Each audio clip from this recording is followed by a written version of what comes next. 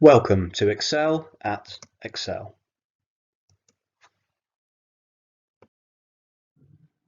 In this short video, I'm going to show you how you can utilize conditional formatting into your workbooks. In this video, I'm going to show you how you can use conditional formatting. There's a few ways you can do this. You can do it the manual way, which is basically, I'll just make the screen bigger. You highlight the cells you want to format. You go to Home. Spin that to the start a minute. Conditional formatting.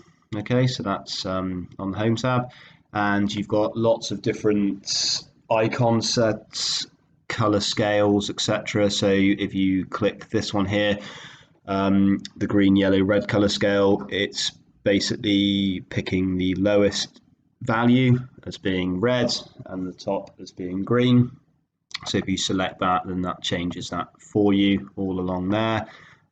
There's loads of different ways you can do it. You can go if it's greater than, so again we can go here, if it's greater than 20,000, I want it to be filled light red.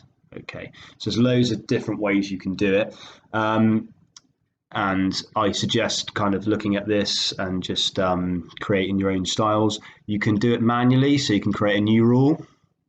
So format cells only contain a cell value between, let's say, 10,000 and 25,000, and you hit the format, and there's loads of different things you can do here. You can change the font styles, the borders, the fill. There's loads of things you can do. So again, here you could have a fill effect. You could use two colors. There's all manner of different things you can do. There we go. Again, from here you can have it from the corner, diagonal, all different styles of cell colors there and formatting. Press OK, and there you have that. What you can also do, and I would say the quickest way and the most generic way, is to use the quick analysis tool. So when you highlight the cells and come to the bottom, you'll see this little icon here. So that's a quick analysis. Click on that and you see here. So I'm just going to clear the format a second so I can show you. And on here you've got data bars, for example. So there we go, it shows a data bar there. We'll just clear that again.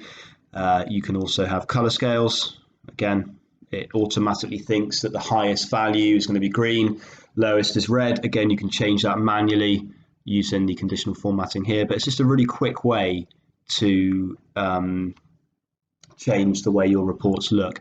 You can put charts. It'll give you a option for what charts it thinks you should implement into your data. It'll give you average counts, counts of all manner of things, a running total. It will do sums for you. It will change it into a table if you want it to, and it will give you a bit of a new function, which is spark lines.